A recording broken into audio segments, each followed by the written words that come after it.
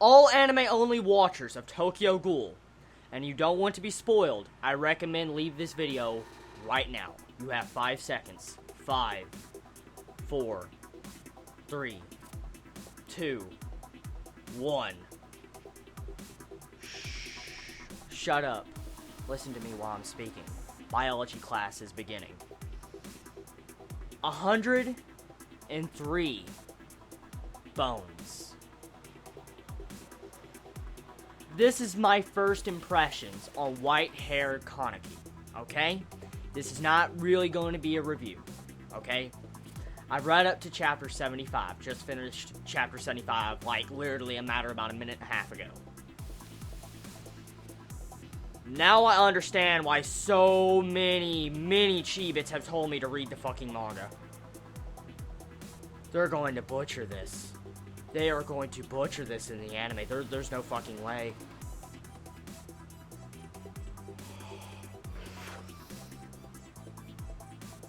White hair Kaneki. Scary as fucking shit. That is my first impressions. The dialogue. The dialogue in chapter 75 scared the shit out of me. He says, I said I was going to make you half dead. Don't you remember? And he breaks every bone. 103 bones. No, it's not just that. It's not the fucked up part he broke his bones, Ayato's bones. He stated, like, I was going to make you half dead. So what does half dead truly mean? That is the big question. He stated this. White-haired Kaneki stated this. Does half dead mean that I cut your body in half? For instance, your upper half is intact and your lower half is gone. And technically, if I crushed your upper half, you would be dead. Is that truly half dead? Or do I destroy your organs? But it depends. Which organs do I destroy? The ones that are vital to your survival or ones that are not? Or, let's talk about your brain. Let's talk about the specifics of certain organs like your brain. Like, which parts of the brain would I destroy to make you half dead? The hippocampus? The different names of other parts of the brain? I'm like... that was my reaction. I was like... And he's like, no, you know what? The human body has like 200-something bones in it, so let's break half of those bones. 103.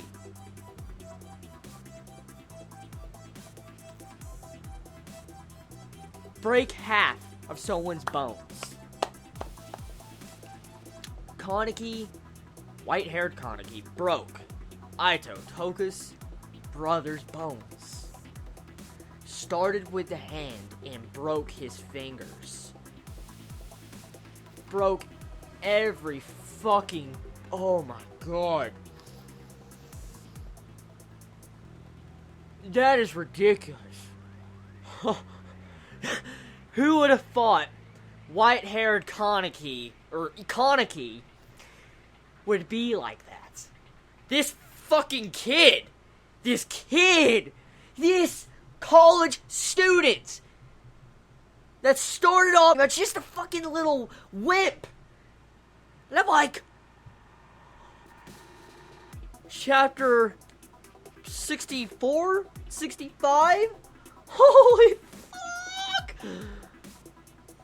Oh my god, he just... Let's just talk about the transformation into white-haired Kaneki, okay? I want to keep this on track. Kaneki goes through this torture, this torture by Jason, where Jason tortures him in this specific room. That chair in the anime opening.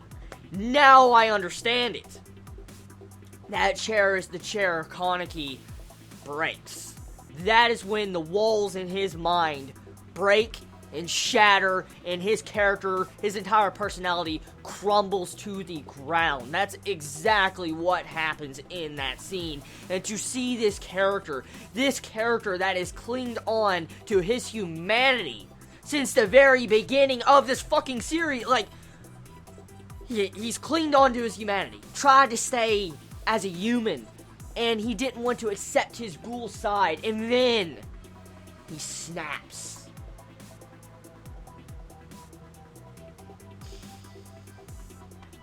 I really, really like this manga now. Damn! White-haired Kaneki is fucking badass. That is cruel and brutal. Breaking 103 bones. Snapping that many bones out of someone. I wouldn't wish that on anyone. Imagine the pain of having 103 bones snapped on your body, broken and shattered and crushed. Just, no, you probably can't even imagine because it probably hasn't happened to any of you. But think about it, if you've ever had a twisted ankle or a broken bone or something in your lifetime, imagine having 103 bones shattered. That is what Ayato had to deal with. And it's not just that either. The Kaneki, with the transformation into white-haired Kaneki, it's like his boundaries in his mind snapped because he was forced with a decision to save two different individual ghouls that he called his friends, pretty much, he wanted to protect. They come in, Jason drags them inside of this torture room, and he says, like, which one? And then you probably don't understand the question, but most likely you're a manga reader if you listen to this video. He's like, which one do you want to save, Kaneki? Which one? Which one, Kaneki-kun? And then Kaneki's like, I'm not choosing. Like, if you don't choose one, Kaneki, I want to kill both of them. And so Kaneki was faced with a decision to kill the mother or the child. These two ghouls. The daughter and the mother. He was faced with that. And he's like, no, if you're going to kill someone, kill me. Kill me, Jason. Kill me. But it didn't happen like that. Kaneki could not protect them. Jason strangled the daughter. Killed that little girl. And then impaled the mother because she was being too annoying, too loud. Kaneki snapped. And the inner self broke down, and then this Rize personality comes out and states to Kaneki that you shouldn't always be on this side of being hurt. You're always on the wrong side. You're always getting hurt, Kaneki. And this is his inner mind, like his inner conscience, like his ghoul is talking to himself. Kaneki is literally broken down that much. He is talking with himself. This ain't, like Bleach, where he's talking to his inner Zanpakuto or something. This ain't Naruto, where he's talking to his fucking nine-tail or demon inside him in the fox, okay? This isn't, other stuff like that, other shonen, no. This is a character, Kaneki, that has broken down, and is talking with himself. And what even symbolizes this transformation, and I find it very amazing, is the transformation with the character design. The hairstyle, under a lot of stress, if you deal with a lot of stress, and it has been proven in our real society, in real life it has been proven, if you go under a lot of stress, your hair will turn white. Especially if you're under great fear or great pain. And what makes this entire transformation so scary is because Jason was torturing Kaneki, cutting off his toes, letting him heal, cutting him off again, giving him a break and feeding him, and then cutting off his toes again, and torturing him, cutting off different body parts, and letting him grow back again. Doing this repeated step over and over, trying to break Kaneki. Oh my god. This is a very epic manga. This has gotten me. I didn't expect Kaneki to go through that to achieve this white-haired status. Oh my god. That is just... I'm trying to piece together the crazy shit I actually witnessed. I can't believe how much of a drastic personality change Kaneki has gotten with this. As a main male character, he has definitely stepped up by 100-fold as a better character than he was. He definitely has. Because now he's more of a badass, he's darker, he's grittier, he's willing to half-kill you. And what makes him even scarier is that he's read a lot of books. And this is something the anime has cut out a lot. In the anime, okay, of Tokyo Ghoul. The books. Kaneki's, I guess, profession with books. He loves reading books. And since Kaneki has read so many books, he's intelligent, it makes a lot of sense how he knew what each individual bone was called, his biology. And for when you see him doing that shit, I was just like, it makes so much sense now why I saw so many manga readers pissed off when they saw them cutting out the book scenes, because that builds up to overall the climax of his transformation into this white-haired Kaneki. And the thing is, this ain't technically a power-up to where, like, it's only temporary. It's like a temporary power-up or something like that. His entire character has changed for good. And he still has the kind-heartedness. After I could see from this, after reading, you know, up to chapter 75, he still has the kind heart of, you know, the original Kaneki, where he wants to protect people, and he doesn't probably ruthlessly go kill humans, but he is more colder now to where he will kill anyone that is in his way of his peace, his sanity, and the people he wants to protect. He will kill them. That's what he even stated. And it's a scary-ass statement. White-haired Kaneki. A lot better. Tokyo Ghoul, just with this revelation alone of him transforming into this being of evil, pretty much. Now our character's kind of evil, because, like, he beat the shit out of Jason and left him to die and ate him. Speaking of eating, I want to talk about that real quick, okay? Because I want to cover that.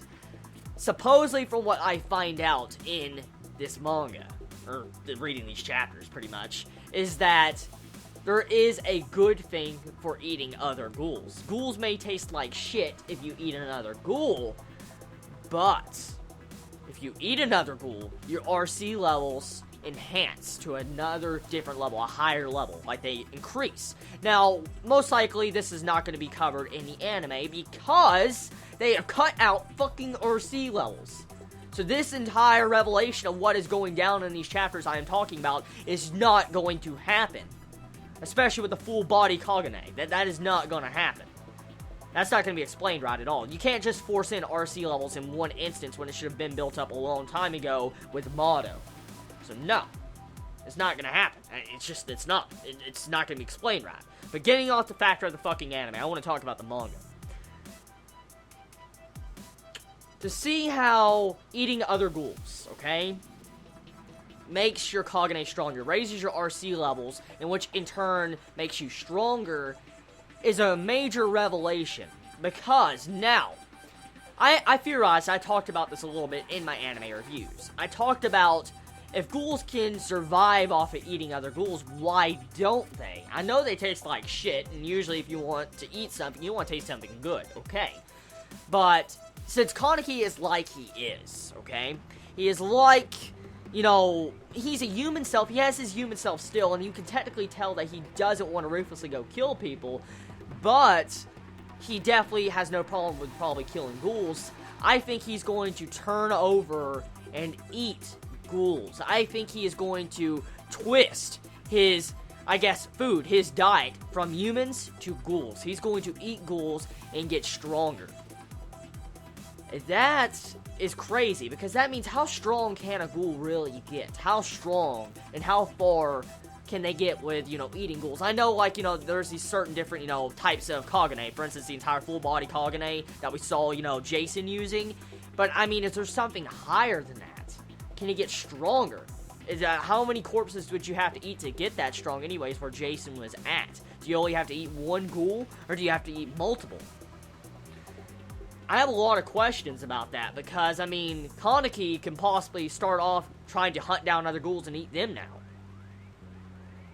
Wow. I wonder how many ghouls know about this. I wonder if ghouls really do know about if you eat other ghouls, you get stronger. And the big fucked up part I've noticed about this series, and it's actually been talked about quite a few times while reading this manga, is that ghouls are designed to hunt each other and fight each other. They're designed like that. As I mentioned in my comparison review of, you know, the latest episode of the anime, I stated how the different Kaganes, you know, how they have different levels on their back. For instance, depending on where their organ is, where the Kagane is stationed at, they can be better against the other Kagane. It's like a rock, paper, scissors. And why is it that ghouls are designed, or why are they born to fight other ghouls? They're given the tools to actually fight other ghouls. Why is that? Why is ghouls given the ability to fight other ghouls? Why is some ghouls stronger than others, and why is other ghouls weaker than others? It's not because of terms of strength. It's because of terms of what they were born with. They're different Kagane. So why is ghouls like that? That is the big question. And why does ghouls get stronger when they eat other ghouls? Yes, I know it's the RC level's fine, but I'm talking about why does it seem so, like, I guess obvious. Ghouls were meant to fight each other. There's something else going on here. I'm starting to believe this is an experiment or something. I'm starting to believe ghouls are an experiment, a scientific experiment that humans have created and went wrong with a long time ago, and it's covered up in the higher sections of the CCG. That's exactly what I think is going on here, because it's too much of a coincidence that, ghouls can kill each other like this and they have the tools equipped to do it. Now, one thing, though, I found interesting about this revelation, too, is that if you devour the Kagane, or damage the Kagane where it comes out, the ghoul cannot regenerate. And so, you have Kaneki do this to Jason. He damages his Kagane where he can't regenerate, which in turn fucks him. And so, that is really cool. I did not know about that. There's just so much in this manga that it's shocking me. It's just shocking me with how great and in depth the characters go, especially white-haired Kaneki. But anyways, I think I've rambled on enough. I've told my thoughts. Epic. Fucking epic.